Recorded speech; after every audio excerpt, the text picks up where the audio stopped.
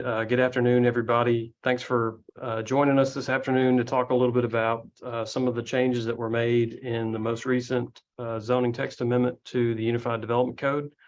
I'm John Zeanah. I'm the Division Director for Planning and Development, and I'm also joined by our Division Zoning Administrator, Brett Ragsdale. So today we're going to go over some key changes that were made to the zoning text amendment, made to the Unified Development Code through the zoning text amendment that was approved last month by City Council and County Commission. There were a number of changes that were made across several different areas of the Unified Development Code, but the topics that we're going to focus on today have primarily to do with housing changes relative to housing that were made in this zoning text amendment. Before I get started, I do want to just note a couple of things. Number one, we are recording this session. We will, after the session's over, we will upload the recording to our YouTube page as well as to our website.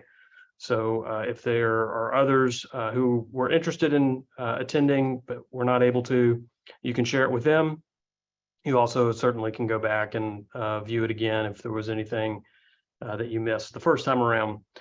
I've also got about 18 slides that I'm going to go through first, and then we'll hold questions until the end of the presentation, at which point we'll open it up to anybody who has questions.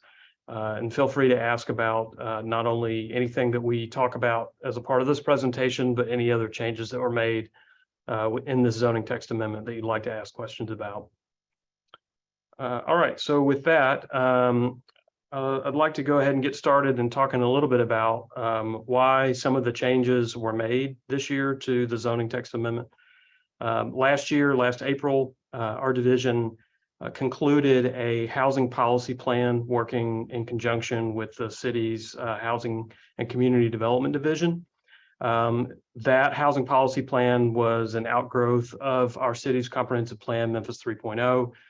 Hopefully, if there's anything that you know about Memphis 3.0, it's that the idea is that our future growth trajectory is building up the core of our city and moving away from past growth policies of building further and further out. Part of the emphasis on building in our city is not only creating more opportunities for infill, but also creating more of a variety of housing options and looking at ways that we can help to enable investment and development of that variety of housing options through things like addressing land use regulations, as well as other regulations, funding, and financing strategies that the city and county jointly can undertake through housing and community development, planning and development, and other agencies. There were four main objectives that were part of our housing policy plan.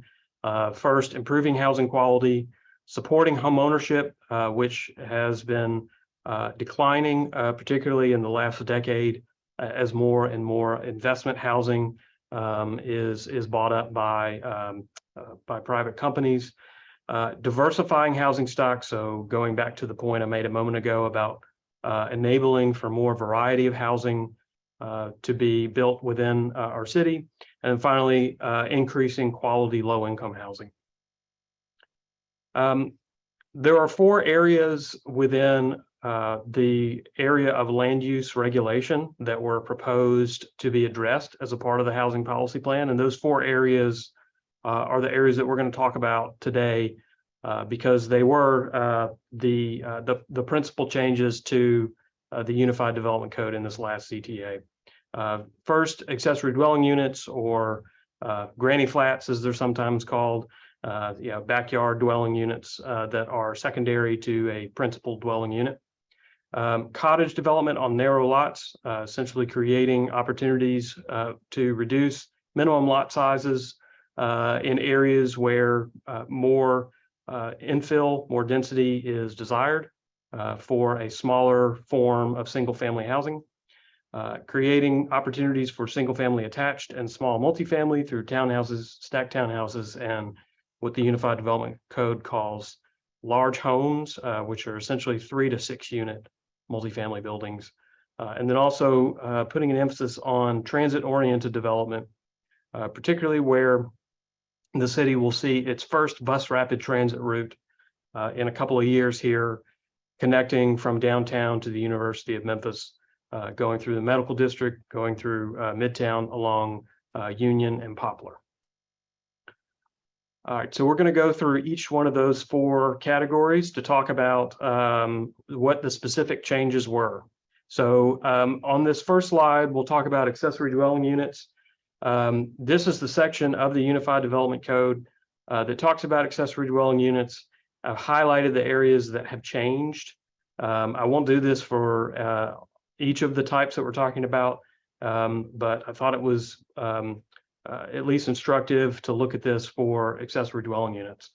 The principal changes here relative to accessory dwelling units have to do with the minimum lot size in which an accessory dwelling unit is permitted to be added to a lot. Previously, the minimum lot size was 10,000 square feet, and with this most recent change, it has been reduced to 7,000 square feet. The second principal change is that it reduces the parking requirement.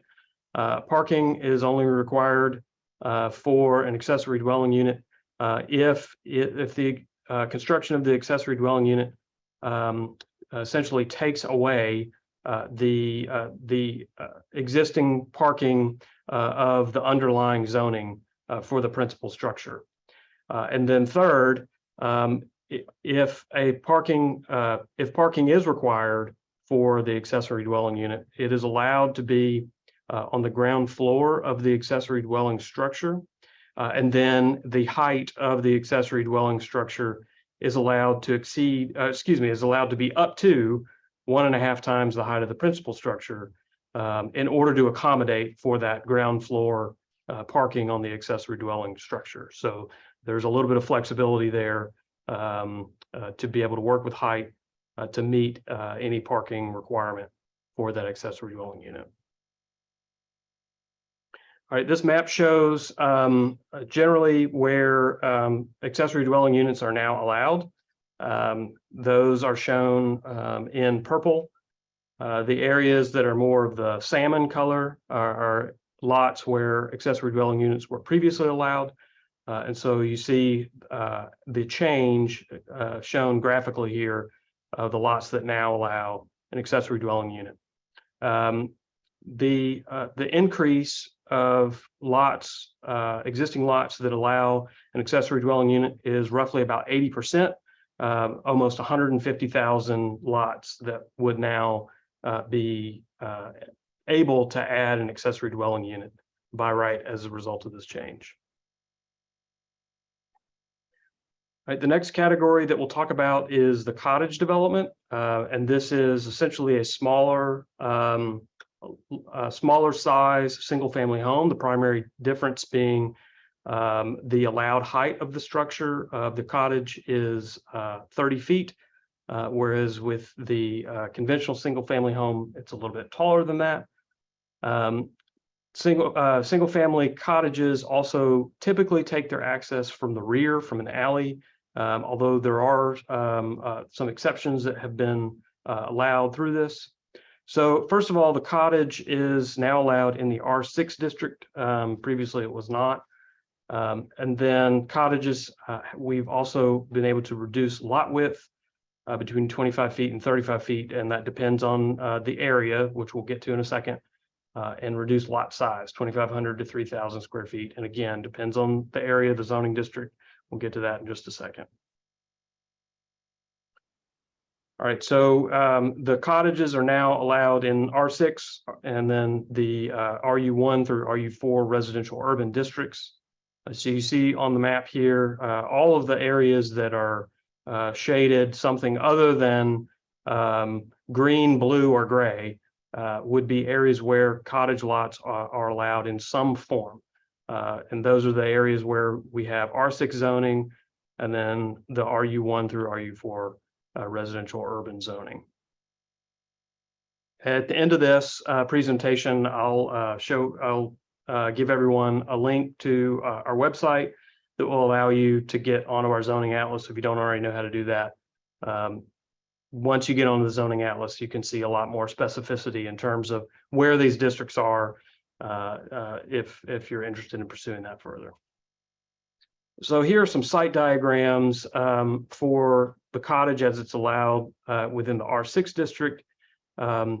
If there is alley access, there is the minimum lot width is allowed to be 30 feet. And then the size, total lot size of 3,000 square feet. However, if there's not alley access, the minimum lot width must be 35 feet, and that's in order to accommodate a drive on one side of the structure. But the total size is also still 3,000 square feet. And then the RU1 and RU2 districts, this is shown without an alley, but again, it is typical that these would have an alley. On the left, the RU1 district, the minimum lot width is 30 feet. On the right, the minimum lot width in the RU2 district, and that is RU2 and above, is 25 feet. So you're able to get a smaller lot in those districts.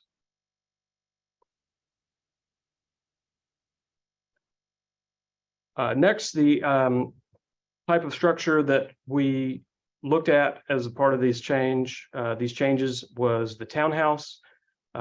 Previously, the townhouse was allowed in the RU2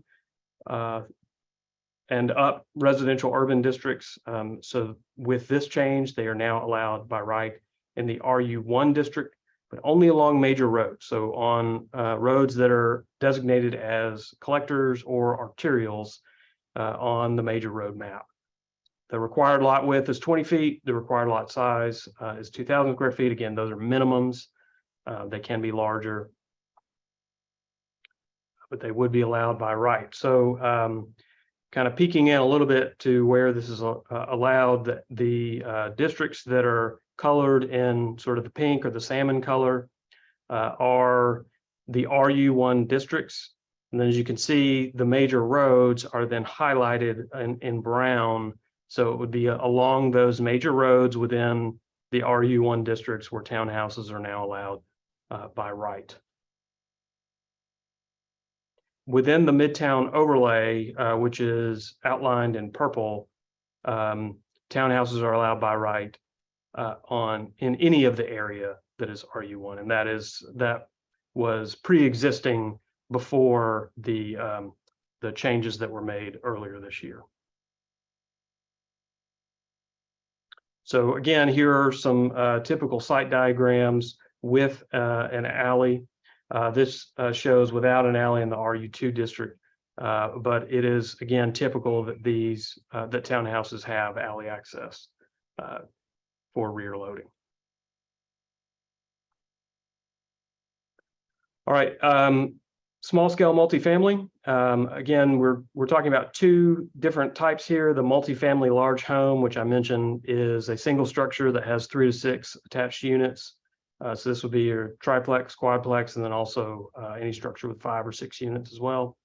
And then the multifamily stacked townhouse, which is 2 units, one on top of the other in a townhouse format. These are now allowed by special use permit in the RU1 district. Again, along major roads, so arterials and collectors, and then also on corner lots on any road within the RU1 district. But again, in these cases, these would have to be approved with a special use permit, and that goes to the legislative body for ultimate approval. So this graphic shows you within the RU1 area, the lots that are highlighted in purple would be the ones where a special use permit could be sought for a multifamily large home or for a stacked townhouse.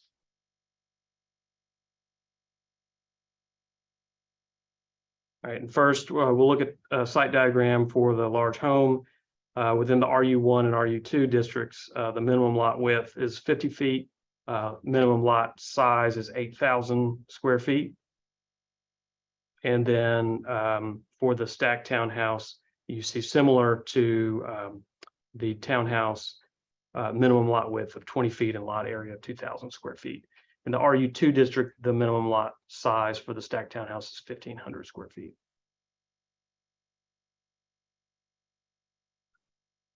All right, the last set of changes to discuss has to do with the transit-oriented development overlay that was added to the UDC.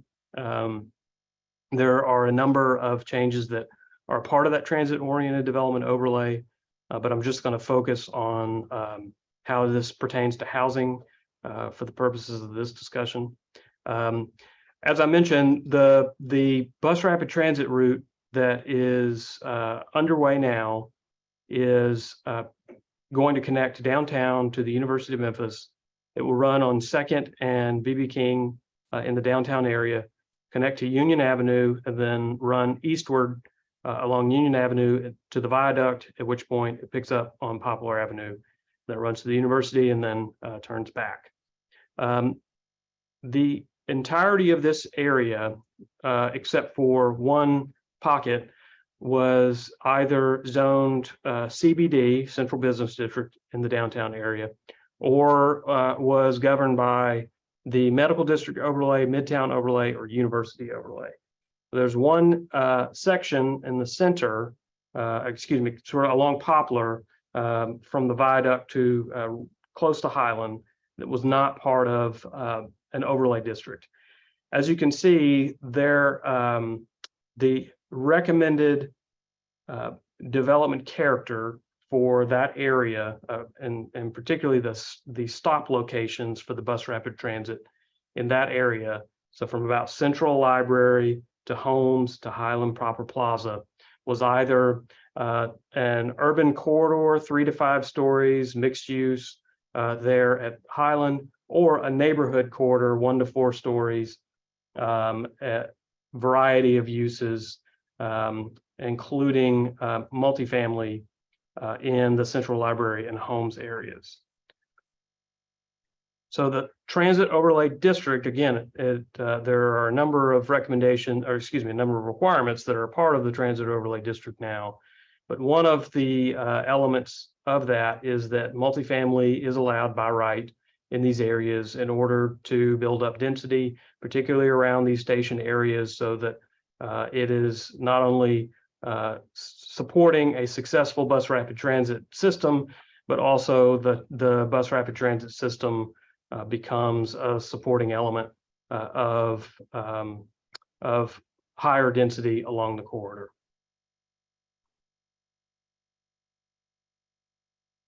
Last thing to mention, we got a couple of questions as we were working through the ZTA generally about parking requirements, particularly for residential. We did not make any changes to parking requirements other than what I talked about a moment ago with accessory dwelling units. However, there is a section of section 4.5.3E that includes the parking reduction table and looks at on-street parking as a means to reduce required parking. As you can see, and this was predating the changes that we made earlier this year, but applicable uses include not just non-residential, but also residential. So we have taken a second look at the way that this parking reduction table was being applied in specific instances on building permits and other permits applications that we were receiving, and concluded that this parking reduction table does in fact allow for on-street parking to be able to substitute for required parking, off-street parking for residential uses. So that is an opinion that the zoning administrator has issued to staff, and we will be administering going forward. And if there are questions about that, again, the zoning administrator, Mr. Ragsdale, is on the webinar. All right, before we get into questions, I just want to share a couple of resources. We have established this website for primary links related to the UDC, develop901.com/UDC. And if you go to this website at any time, you will find a link to the latest version of the UDC, including the one we're talking about today. You'll find a link to the Land Use and Development Services Department's website. You also find a link to the zoning atlas where you can zoom into the maps, the zoning map, a lot closer to see where subject zoning is. So bookmark this page, develop901.com/UDC, to be able to get quickly to all three of those things. All right, with that, I'm going to open it up to any questions anyone has. Yes, John, this is Dwayne Jones. I have two quick questions. Hey, Dwayne. Yes. One question is on the ADUs. Are they still keeping the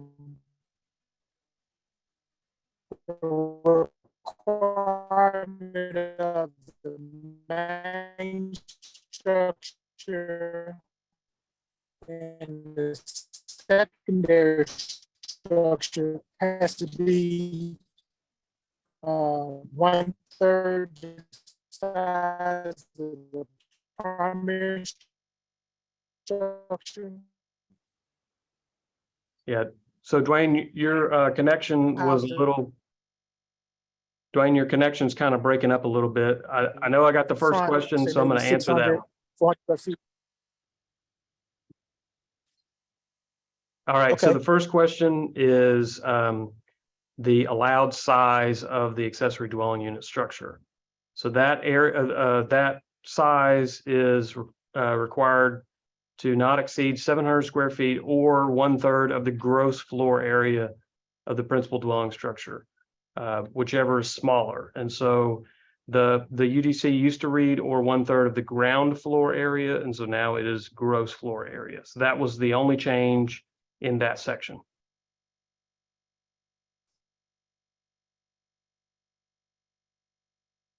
I think you had a second question.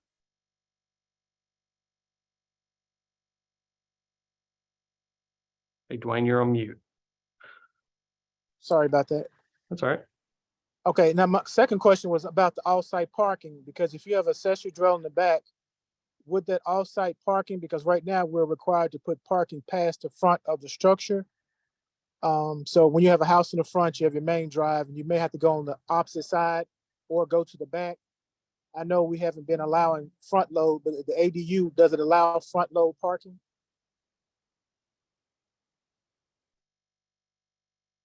Hey, John, if you want, I can jump on here and help with that as well. So the ADU would be in the rear, and so parking on off-site, we mentioned that you can actually use off-site parking or street parking to meet your minimum requirements. For the ADU, you can actually park on the ground floor of the ADU to meet your minimum for your required parking. I'm not sure if that. So that would be an on-street space adjacent to the property, or that would be ground floor of the ADU structure. Is that correct, Brett? Yes. Because those would be the options, Wayne. Okay, because like on the, say for instance, we have a structure now, just say a primary structure, they're requiring us to make the parking go past the front of the house. So I'm just saying with the ADU in the back, if we don't use off-site and we did use parking to go to the back, would we be required to go beside, or would be allowed to park in front of the ADU? Yes, there's still the requirement to not allow parking in the front yard or in front of the front line of the house is still a requirement. So you're okay. Yeah. Thank you. Okay, thank you. Mm-hmm. Okay, other questions?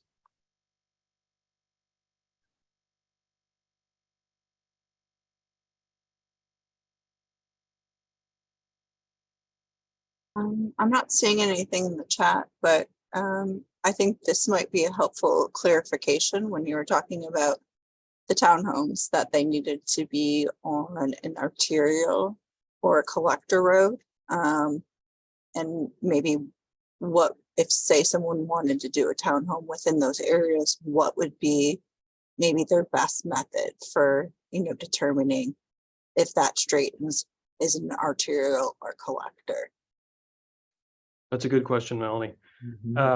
There are, so we do have a map of streets that is on the MPO's website. It is linked to our Development 901 website.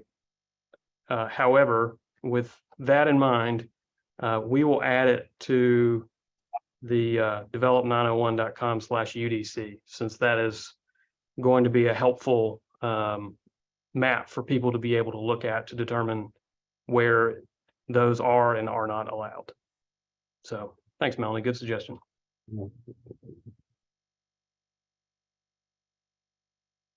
I have a question. Go ahead, Mon. Hi, everyone. Is there any restrictions for ownership, like these units have to be owned by owners, or can it be rentals? We don't have restrictions on ownership. Okay, and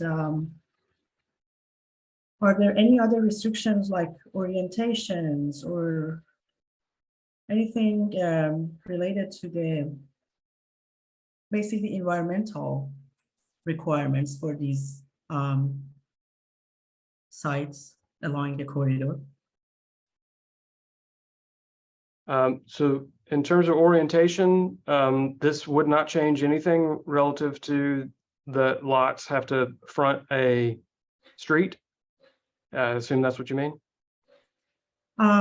Yes, like any kind of orientation for using the basically the sun, the wind energy, anything like that, anything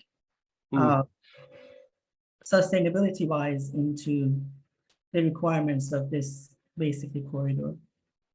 No, we have not put any requirements in the UDC relative to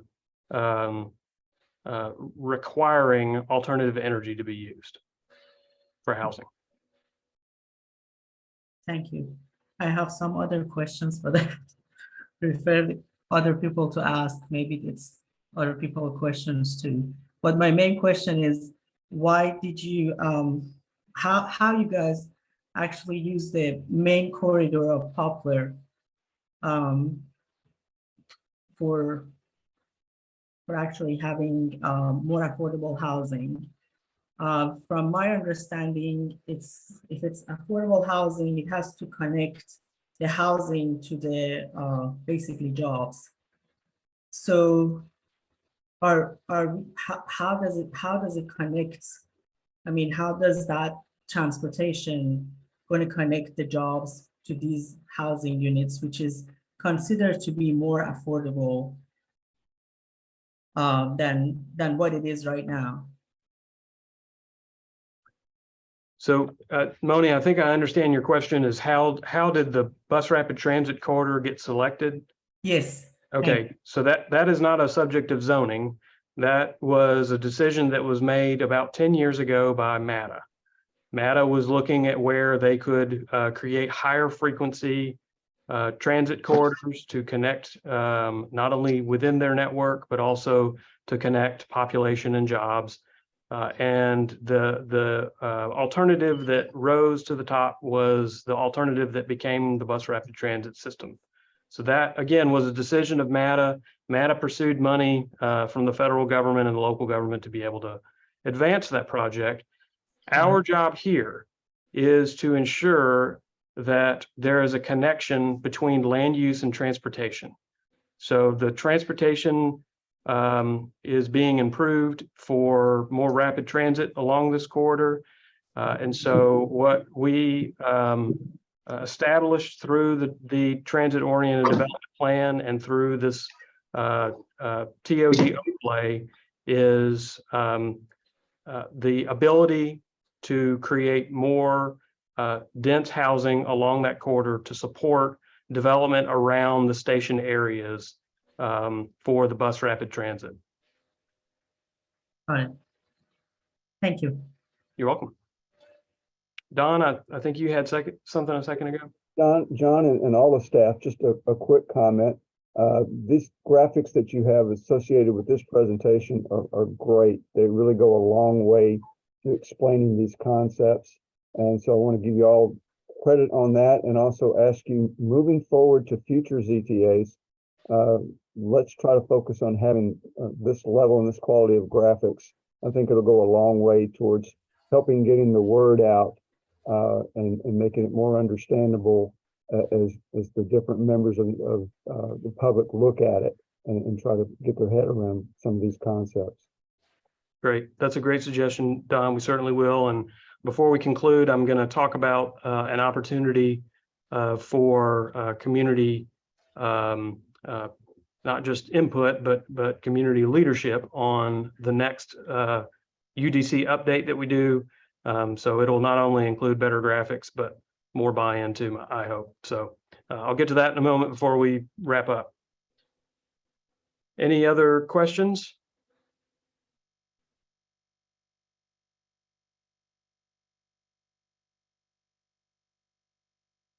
All right, not hearing any.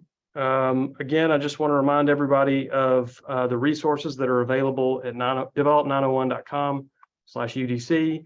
The latest version of the UDC, including the one we're talking about here, the link to the Land Use and Development Services Department website, and the link to the Zoning Atlas. We will also be adding a link to the MPO's map that illustrates where the arterials and collectors are, where some of these housing types would be allowed or be allowed by special use permit. So what I was just talking about with in response to Don's question, for one of the main things that came out of discussions with primarily Midtown Memphis as the ZTA was going through the process is that planning and development needed to be a little bit more inclusive of the community as we were preparing updates to the UDC, and not after we've done a laundry list of changes and then put it out for review and approval. We've conducted with one of our consultants an audit report relative to comprehensive revisions that could be made to the Unified Development Code. And we'd like to form a steering committee of interested individuals, whether they be representative of community groups, representative of builders, developers, whoever is interested in participating. We want to create a steering committee to not only review this audit report and discuss those recommendations, but also begin to work through alternatives as we look at a more holistic, comprehensive update of the UDC the next time around. Now, that's not to say that there might not still be sort of comprehensive, or I should say omnibus changes to the UDC that are of more cleanup, a nature of cleaning up items, and that wouldn't be necessarily something that we subject to the steering committee. Those might be just more administrative things that we need to work through. But the purpose of this would be to take on more significant changes to the UDC, similar to what we did with these housing changes. So if you're interested in being a part of that, we have an interest form that is available now. You can scan this QR code. It should take you straight to the form to enter your information and your statement of interest. We're going to be reviewing those statements of interest at the end of next month with the goal of bringing together a steering committee beginning in August to, again, first look at, review this recent audit report together and begin providing recommendations for revisions to the UDC. So if you're interested, I hope you'll join us on that. And with that, I want to thank everybody for their time today. Again, this recording and the slides will be made available on our website And we'll also make sure the recording is on our YouTube page as well. So thank you again to everybody. And if you have any questions after this that didn't get answered, you can always feel free to reach out directly to me or to Mr. Ragsdale, and we're happy to answer those. All right. Have a great afternoon, everyone. Thank Thanks, you. John. Thanks.